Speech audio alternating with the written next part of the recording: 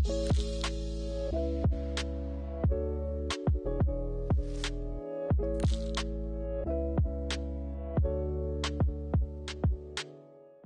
quelques bonnes pratiques, notamment en ce qui concerne les ressources multimédia qui sont chargées sur un site internet.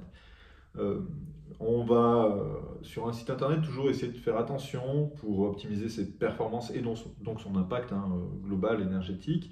On va faire attention aux ressources qu'on charge sur ce site, notamment aux ressources qui sont importantes et qui pèsent du coup un poids non négligeable. C'est le cas bien entendu des images et puis de tout le contenu multimédia en particulier, notamment les vidéos. Par rapport aux vidéos, du coup, il y a plusieurs façons d'optimiser le chargement d'une vidéo. C'est aussi valable pour les images et puis éventuellement pour les typographies qui sont chargées sur un site, hein. Mais par rapport aux vidéos, on va essayer déjà commencer par limiter la quantité de ressources à charger, donc éviter de charger énormément de vidéos sur une page, plutôt disséminer ça sur plusieurs pages et puis suivre ensuite les conseils qui vont venir. Bien entendu, si le site internet est une médiathèque spécialisée dans la consultation de vidéos, au hasard du coup, par exemple YouTube, là dans ce cas-là, le principe d'avoir plusieurs vidéos dans la page, c'est le principe du site. Donc du coup, on va optimiser d'une autre façon. Mais si vous êtes sur un site vitrine ou e-commerce classique, essayez déjà de commencer par limiter la quantité de ressources importantes à charger sur la page. Ensuite, la deuxième chose à faire, c'est d'optimiser le poids des ressources. Donc, toujours essayer de compresser les fichiers, notamment si les vidéos sont auto-hébergées, donc hébergées sur votre serveur, sur votre instance, votre site WordPress, etc. Si vos vidéos sont hébergées du coup sur une instance, enfin sur une plateforme de diffusion de vidéos, vous allez vous retrouver à diffuser en streaming. Donc la question n'est pas la même. La question de l'optimisation du poids, la compression des fichiers, du coup, étant gérée par la plateforme évidemment. Par contre, quelque chose qui est valable, que votre vidéo soit hébergée sur YouTube ou qu'elle soit auto-hébergée, donc chez vous sur vos serveurs, dans tous les cas, ce qui est important, c'est de ne pas jouer la ressource au chargement directement de la page. Là, vous allez tout de suite vous retrouver avec un flux, en fait, qui va du coup être diffusé automatiquement, sans demander à la personne. Et ce flux, c'est quelque chose qui va avoir un impact énergétique qui sera très important. Donc toujours attendre une action du visiteur avant de lancer l'élément.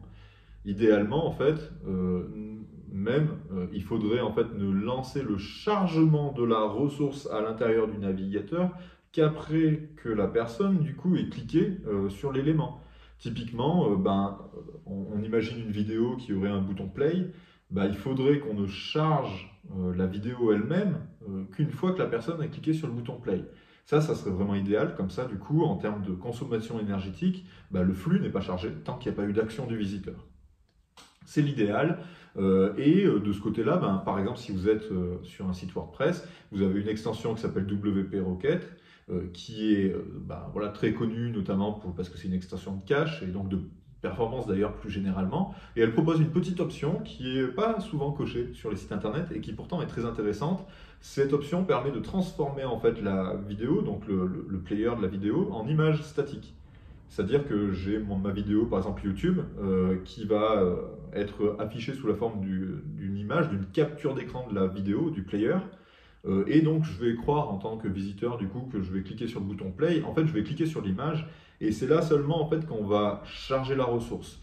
L'intérêt en fait de ça, c'est qu'on va attendre du coup finalement une volonté de la personne qui visite le site avant de charger l'élément, et donc on va diminuer drastiquement les flux et donc l'impact énergétique de notre site internet.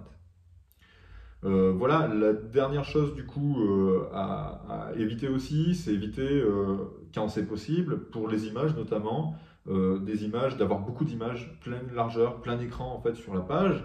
Pourquoi? Parce que plus l'image, du coup, l'élément chargé est importante en termes de taille, plus on va avoir, surtout si elle est de bonne qualité, et c'est un peu l'objectif généralement, plus on va avoir du coup un impact important sur les temps de chargement. Préférez peut-être, quand c'est possible, notamment pour des grandes sections, plutôt qu'avoir une image de fond derrière. Quand c'est possible, peut-être privilégier l'utilisation de visuels SVG, des visuels qui peuvent être des aplats, des formes géométriques, etc., qui vous permettent d'avoir un site finalement très intéressant visuellement, graphiquement, mais qui va diminuer drastiquement du coup son poids finalement, hein, le poids des ressources à charger. Parce que des visuels SVG n'ont rien à voir en termes de temps de chargement par rapport à une photo haute définition.